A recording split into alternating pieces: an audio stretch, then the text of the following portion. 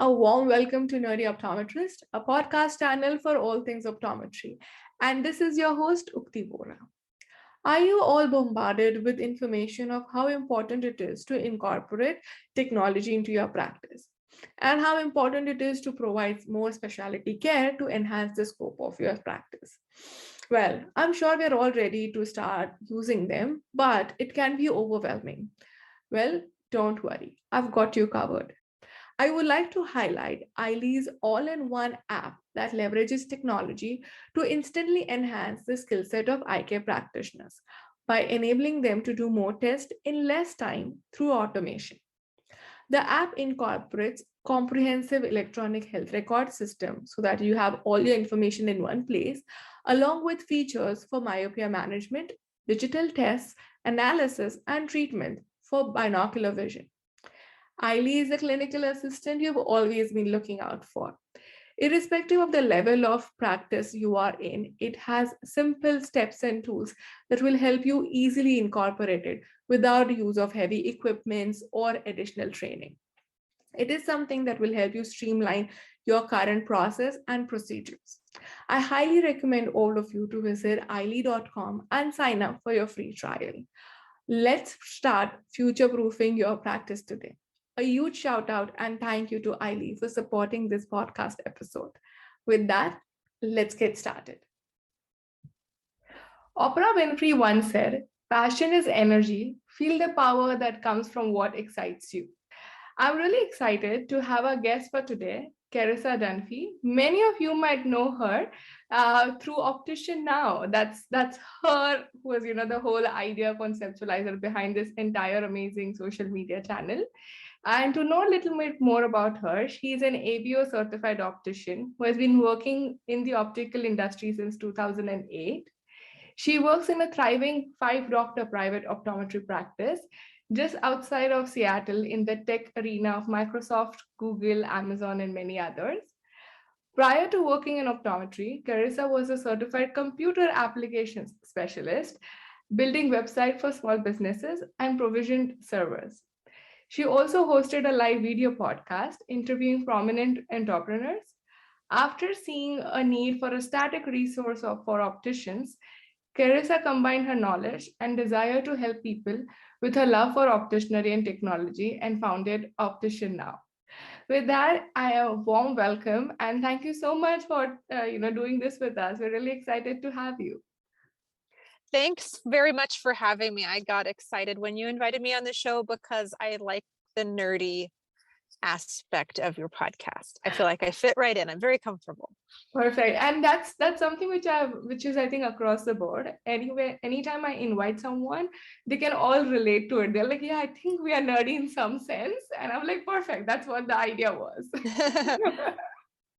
Awesome. So for all my nerdy guests and all my nerdy listeners, we would like to know, how did you bump into opticianry to even begin with? I feel like everybody bumped into the industry. It's rare that somebody really had a plan to do it. I started out in the industry. I needed a job, and the place that was hiring was the front desk at an optometrist office. Mm-hmm. I was like, I can do that. I've done front desk before. And so I got a job there, and then that was part-time. So eventually I wanted full-time work, and my doctor at the time said, you need to fill those hours as a technician. That's the only way we can give you full-time work. So I learned the full scope of being an optometric technician. Mm-hmm. And from there, the management was like, you're going to get bored. We want to keep you. You need to learn how to do more. So I started sort of apprenticing under the opticians and the doctors and learning additional skills. And then eventually I just took my test for the ABO certification and passed, of course. And so then since then, I've just been a full-time optician. I haven't really helped out much. I feel like it's good to know because I can help out when needed, but I try to stick with opticianry. I feel I'm most valuable there. Awesome. So for those who are not aware of how the system of eye care industry works in the United States, I actually want to break it down, how we have different roles. One, which is an optometrist and ophthalmologist, which is across the countries. But United States, we do have a very defined role as an optician who takes care of what Carissa is going to walk us through, but mainly taking care of dispensing aspect of eyewear. And they are certification courses specifically designed for opticianry. So I think it's very interesting how we all have different roles. Sometimes in some countries we overlap each other, like in India, right? So an optometrist would do dispensing, they will also do eye exams. But if we Mm-hmm. define and divide and conquer with the eye care burden that we have globally, I think it would be a much better way to achieve the vision care for all. So talking about opticianry, and as I mentioned, right, we all have different perspective of what a day of an optician looks like. So I Mm-hmm. want you to walk us through your day. Like, how does your day look like? What all do you do? So first, I think learning the other aspects of the profession has helped me to become a better optician. I'm very much more well-rounded and I have the whole practice in mind rather than just my scope. Mm-hmm. But a typical day, most of the time, I'll try to do it chronologically. Yeah. Most of the day in the morning, we start out by checking in the work from the labs. Mm-hmm. And sometimes this includes edging our own lenses in-house because we do that at my office. Mm-hmm. A lot of offices don't. So we'll check in all the work and then of course, notify the patients that their orders have come in, dispensing all the work, adjustments, repairs. I feel like Monday is like adjustment repair day. Everybody comes in from the weekend with their broken this or their screw has fallen out or their dog. There was a period in COVID where there were a lot of dog related Yeah. repairs. Throughout the whole day, we're constantly helping patients find glasses, discussing lens options, what would be best.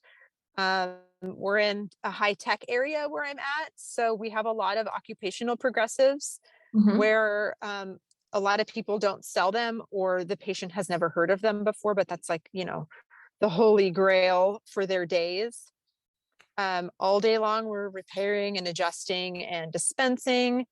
And one of my things where I feel very valuable is when we help patients to understand their insurance, how to Mm-hmm. use it best if they're wearing glasses and contacts, how to best use the dollars, or if they have two plans, or when it renews, or how it renews, or if there's any promotions going on, all of those sorts of things to just maximize their dollars and their benefits.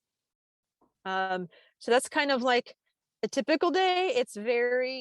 You're always dropping things and juggling things and restarting things and going back and forth.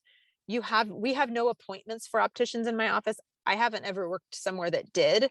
Mm-hmm. So you have to be very comfortable dropping everything all day long and coming back to it later.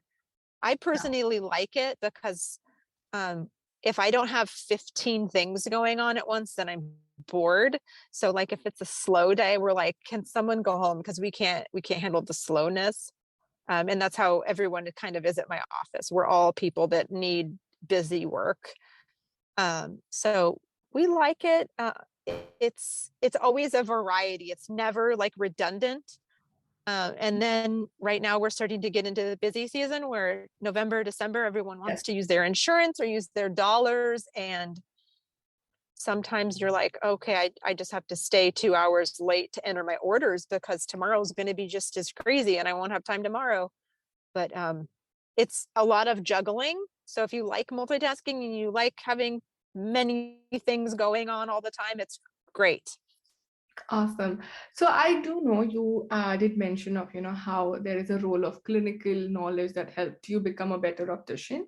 There has been assumptions like, oh, as an optician, it's a simple task. All you do is like give glasses. But how you explained, it's like checking, referring, reviewing, advising them what's best for in terms of Mm-hmm. their usage, plus making the most of their insurance benefits.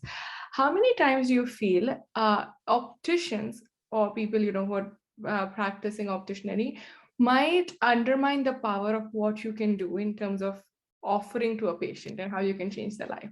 Do you have any thoughts there? Well, I know a lot of offices, let's say you're in a big corporation or something and you don't have um, the portfolio of lenses to choose from, for example, or the right family of lenses, or that family just doesn't have it. Because I know a lot of big corporate chains, you don't have the variety.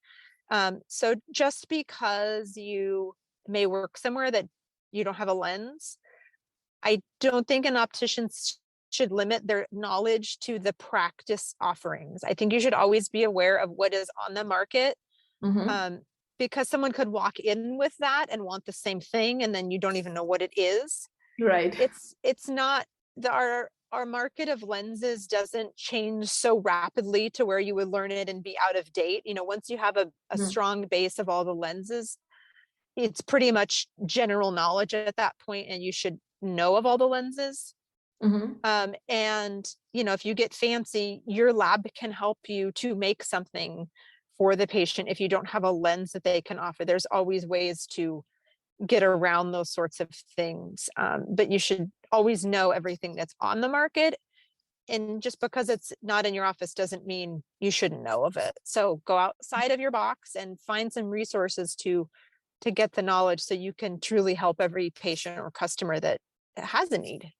Absolutely. And also, we need to realize the power of internet and Google, that the patient who are coming in would have Googled so many things, and if you don't know what they're talking about, yeah, and there's a lot of could be continuing embarrassing. education courses that you can learn from. You don't have to take them and take the test at the end, but most of them are grants, and so they're provided by the manufacturers, the learning.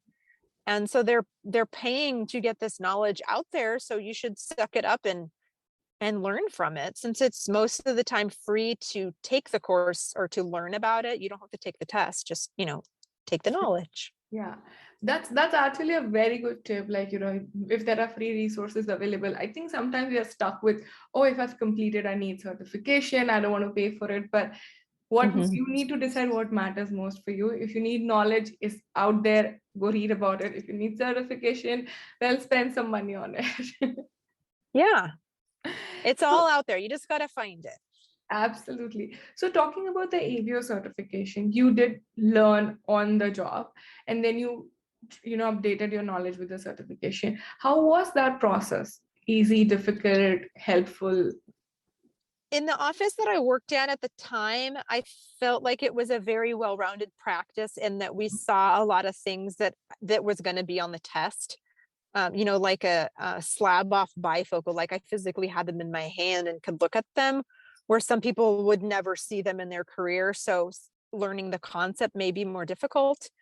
But I also had management and doctors who were very experienced and very medical. And so anytime I had a question about whether it was anatomy or, function of something or anything refractive, they had the answer. They knew it. I mean, I had good trainers and good mentors, where sometimes in a practice, you may not have that. You may not have a mentor at all. So that's when you, like you said, you should go to the internet, use your resources. There's a lot of forums and groups and those sort of things that people are happy to help you with. Right, absolutely. I think that's very important. And did certification change something in terms of perception and your confidence? I think the ABO does a very good job at telling you why you should become certified, in that there's much more value in it. You can prove that you have the knowledge, you can display it. They provide resources for you that you can show it off, per se. But it's sort of like a minimum level of competency that any optician should have. So I think if you are practicing as an optician, I mean, technically you're not supposed to say you're an optician. If you aren't, you are a frame stylist or some other title. But if you're going to be, filling the role of an optician or optician-like duties, you should have a minimum level of competency and industry language and concepts to understand to do that role. It's not something that you can just jump into and be like, oh, okay, I think I got it. Because even though I took the test and am certified, it was years of on the job work and seeing things and learning things. And, you can't just read in a book how to do an adjustment or Right. that sort of thing. That's like hands on. So a lot of the state licensing boards, there's a test and a practical, which encompasses both things. Okay. So even if you're going to practice at all, I would say at minimum go to get your ABO certification. And you'll be glad that you did. You'll be like, oh, I remember this. This part is important and it applies to these other things. It all ties together. And for example, me being a technician helped me to be a better optician. Right. And me being a front desk person helped me to be a better optician for many different reasons. So pick up any knowledge that you can along the way. That's awesome, and I think I totally agree. Any certification definitely helps you better understand and start that thinking process that is required when you're actually on the job. Some tips and tricks that you might have read maybe months ago would just come in handy when you're actually on the job. Yeah. So talking about, I know we did discuss about this offline, is, sometimes people feel like being an optician or doing that same thing can get boring, but you did mention it is important to choose the right practice because from my personal experience, I did work in an optician role, and I actually felt, oh, this is not for me, right? But as you rightly mentioned, that it could be just a wrong experience or wrong selection. How would you guide someone on that point? That's really important. I think that could make or break your opinion about your job, what you do each day.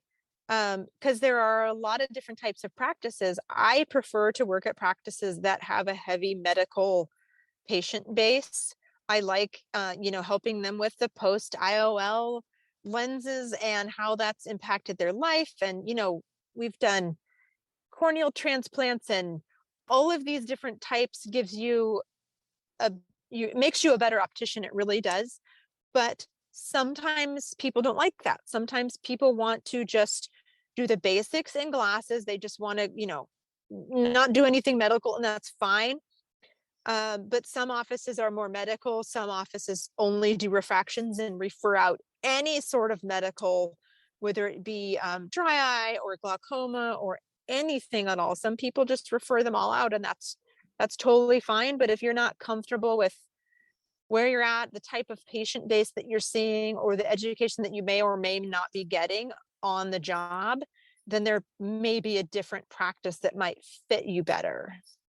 Yeah, I think that's very important. As you mentioned, right? If you have an option to use all that you have learned by having this wide variety of patients who are right there and you can help them, versus someone who like, I'm happy with just giving like single and progressive lenses which are out there in the market.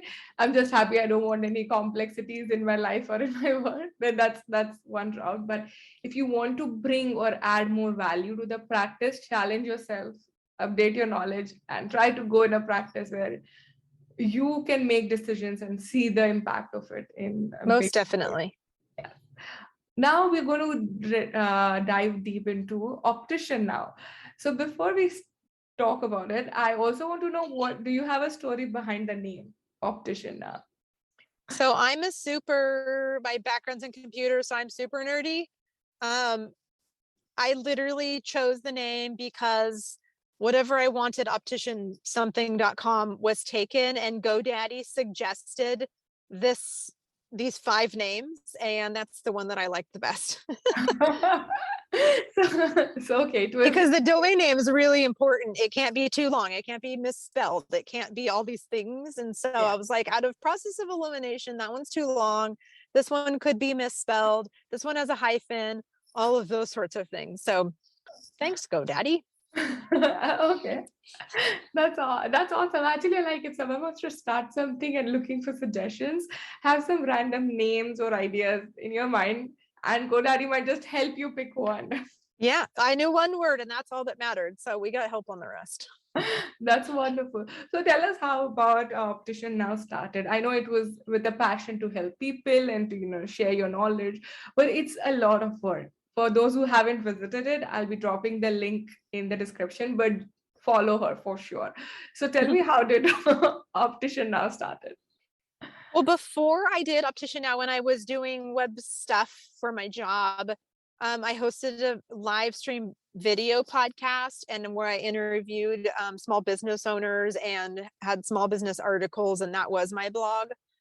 So in essence, I took that same format and just spun it to optician work because that platform worked very well for me and I was very comfortable with it. So I literally just turned it into optician, and entrepreneurs live and breathe small business, anything that they can, and that's sort of how opticians are. And some of my most popular posts, things that I've shared online, are just related to everyday stuff, like the tools that I used or the frame sanitizer, just basic things that apply to everybody every day. And so I spun it to optician work and thought about, I kept seeing things on forums and groups online that were the same questions asked over and over and over again. Nobody searched for the answer. They just re-asked the question. And I'm like, okay, maybe if there was a place that they could go to where they knew the answer would be for all these questions that are asked over and over and over every single week, that's something that people would go to.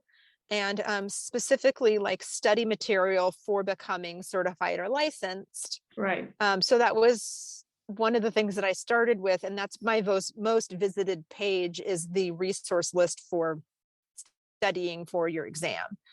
And it was a lot of work to put it all together because I try to remain true to myself, and that it needs to be valuable. It needs to be something that I would use anyway. I wouldn't recommend something that isn't actually helpful to somebody, Right. or something that's just a sold book on Amazon that has terrible reviews. Right. So I really did put a lot of thought into it. And then that sort of slowly grew into, now we have ABO, we're going to add NCLE. Well, how about the front desk person? Maybe just general optical industry. What about CEs? All these sort of things kind of added on and added on. And then I added articles and social media. And so I try to include everything that one could need for any point, but it's always evolving. Yes. When did you start Optician Now? Oh my gosh. I want to say 2018, but I'm not positive. I think so. Okay. But that's a wonderful spin, because I feel everything is, yes, out there. Because when I gave my opticianry, the ABO certification thing, it was like random articles, as you mentioned, that I had to read and study about. But I did have my optometry background from India, so it was a lot more easier for me because I knew the concepts and basics. But just while Right. I was preparing, I'm like, oh, there isn't any single forum. And now when you say, yeah, that is the reason I created it, I can totally relate to how I can just go to Optician Now and read everything, find everything, all the resources that will help me start. But of course, everybody have to do their little bit of homework as well. You still have to read.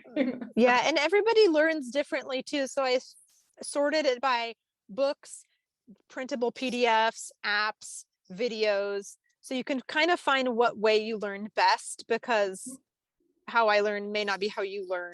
Right. So everybody's different, and you might have, this week I feel like doing this, but you learn different from the video guy. So now I got to understand this concept a little deeper. So I'm going to, watch the video instead of read about it. Right. And I think that's very important, because yes, sometimes I feel I like to see things. I learn better when I'm seeing a video versus I'm reading an article. So yes, I think that's a wonderful resource. And sometimes we do have PDFs which you can print out, try, practice, say just for like 3D measurements. So before you give it out to patients, if you want to test it yourself, it would be a nice tool to print, practice, and then share and talk about it. So I think that's wonderful. And talking about social media, did you have any what were your pros and cons in terms of your social media journey? If any cons, but I know there are a lot of pros when you're out there. I really took to Instagram. It was very intimidating in the beginning because I had never been on it. I didn't know. I had to Google a lot of things. But other networks I'll just be honest, specifically Facebook can get very catty in groups, and I don't like that, and it's not productive in any way. I Mm-hmm. really also like LinkedIn because it's always professional. I've never Yeah. seen anybody be negative on LinkedIn, because we're trying to help people. We're not trying to Right. make them feel like garbage. We want to help everybody to get better and make the industry better. Right. Um, the most important thing I think in any social media is to find a schedule that you can be consistent in, whatever that may be. If it is only once a week, do once a week. If 4 times a week is too much, then go to 3 times a week. Just whatever you can do that is consistent, that you can do on a regular basis every single week, stick to that. Because when you go to someone's profile and you're like, oh, they haven't posted in 4 months, it's kind of a bummer. Yes. You're like, oh, I really wanted to follow them, but they're not active. So Yes. just try to be regular, whatever it is. Everyone will be different. And you might find that you get different projects at a time, and you can do this now, but you can't do that later. And just stick to something consistent.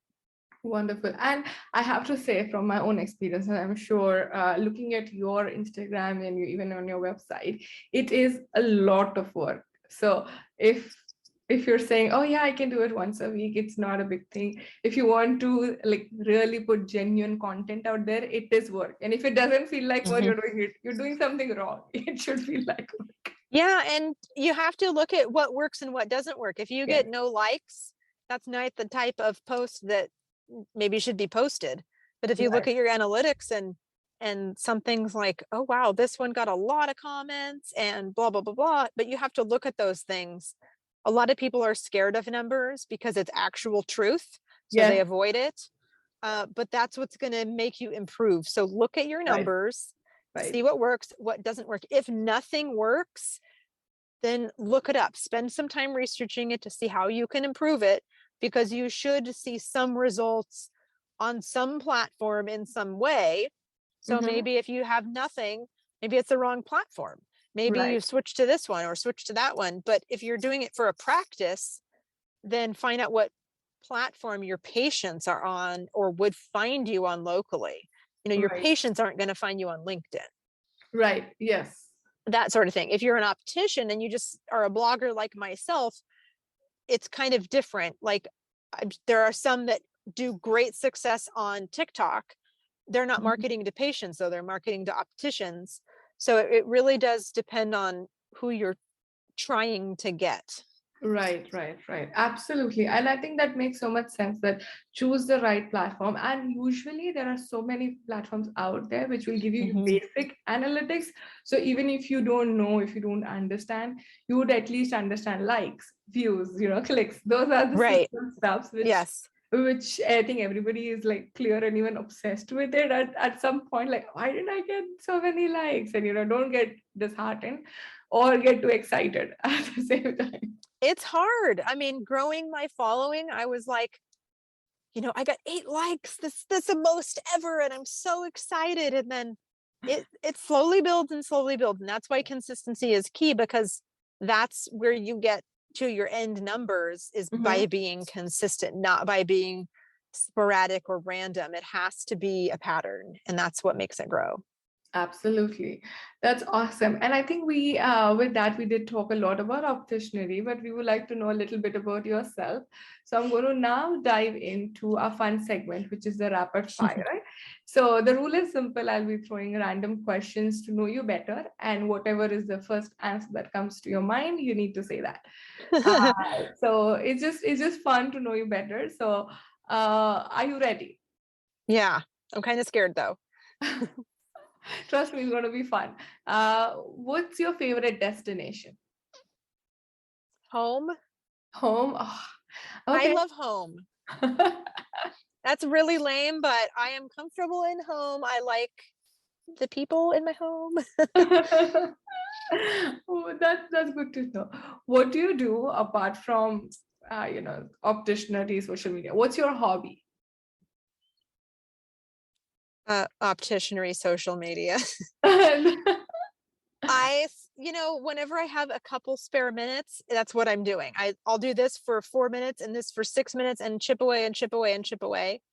And that's sort of what I do. It's always, there's something on the back burner all of the time, but it's always related to this. Oh, Really. really? Ah, that truly shows your passion. The way I started the episode actually relates to what you do, right? Like that's all I I'm think I'm about. lame. I mean, what do I got? This is what I got. I mean, I have little things that I do here and there, but I'm always chipping away at this in some way. Oh, so that actually puts you into my true nerdy family for sure. That's what I keep doing it. All right, let's talk about food. Which is your favorite cuisine? I've been into Mexican lately. I Mm-hmm. appreciate the simplicity, but it's so good for being so simple. Yes, too many flavors. Too many flavors. Uh, love it. Your favorite book? Oh, I knew you were going to ask this. And so I started to think about it because you asked Dr. Nguyen. And then I was looking at my bookshelf and I was like, oh my gosh, which one should I pick? I really liked, I think it was called Small Great Things. Uh-huh. I think that's what it called. But I also really liked When Breath Becomes Air. These are hard books and very hard for people to read that, that are emotional. Mm-hmm. But I like the hard life books that give you the lessons. Wonderful. I'm not a sci-fi or a person who thinks and imagines. I'm a nonfiction person, 100%. You want to know what's out there. Don't ask me to imagine Yeah. stuff. Yep. I'm a fact person, 100%. Wonderful. Now, if you had to interview, I know you've already done that, but now if you had a chance to interview any famous celebrity, who would that be? Oh my gosh, that's a hard one. Oh, I don't know. Without giving a specific name, because I don't know, it would probably be someone historically important, but way older, like George Washington, or we were just talking about this at work, how the beginning founding fathers sacrificed so much of their own personal freedoms to give to the people Mm-hmm. so that other people could live better. And I greatly value that because people are really selfish these days. And so I think I would say someone really old school that was important, like George Washington is just a name I threw out there, but somebody really old that had a Mm-hmm. historical significance in that way. Wonderful. And if we were to write an autobiography about your journey, what would you like the title to be? The most common word to describe myself is random, because I throw the weirdest stuff out there at the most random time. So it'd be like something with the word random in it, because the things that come out of my mouth when you're thinking that's not what it is. Wonderful. And if you were to change or add anything in the optionary curriculum or the ABO process, what would that I know the process for how they do things, and I think it should be more current. Some of the things are a bit dated, but be? that's because the resources that they have and the time that it takes and how long they need the test to last for. However, the values that are the core knowledge that are older, like slab offs again, Yeah. can't be forgotten. Like, I Yes. just did an executive bifocal. I just did a round bifocal. Those things people sometimes have never seen, yet it's a tool that you need to have. So as much as I say get more current, you can't get rid of the old stuff because it's so important. Right. So maybe, actually, I had someone email me today, maybe other things like ethics Mhm. or that sort of thing. Right. Dealing with crazy patients that are so rude during COVID, or dealing with elderly patients, maybe more just how to deal with patients, that sort of Right. thing too, because there's not a ton of that. Right, absolutely. I think that's missing in general. Even I feel in optometry curriculum is what I hear a lot, that we don't talk about business, ethics, soft skills. Those are a couple of things that are missing because there's so much to learn in terms of clinical aspects and dispensing Mhm. aspect. There is not enough time at times. So you feel like, Right. yeah, adding something like this totally makes sense. So that's pretty much it. That was our rapid fire, not too crazy. And with that, I would like to just ask you one final question. For all my listeners, if you had to give a takeaway message, what would that be? I would say everybody's future is up to you. Mm-hmm. So keep in mind that what you may be doing now may not be what you're doing in 5 years or 10 years or 15 years. So always work on yourself in improving yourself with stepping stones and just considering things. You're not trapped. Be open to change, because in your future self will thank you. Absolutely. I think that's wonderful. Like, keep yourself open to opportunities and change. And I think that's very important. So for all my listeners, I will be dropping the links of Optician Now. Definitely do visit and follow. If you're planning to do something like this in United States, if you are coming, moved here, and if you want to learn a little more, I think this would be a very useful episode for anyone trying to explore the world of opticianity. So, with that, Carissa, thank you so much for your time. Fun fact, she's actually doing this video interview from her car, and I really appreciate she sacrificing her lunch break so that we can record this interview. Thank you so much once again for your time. Really appreciate it.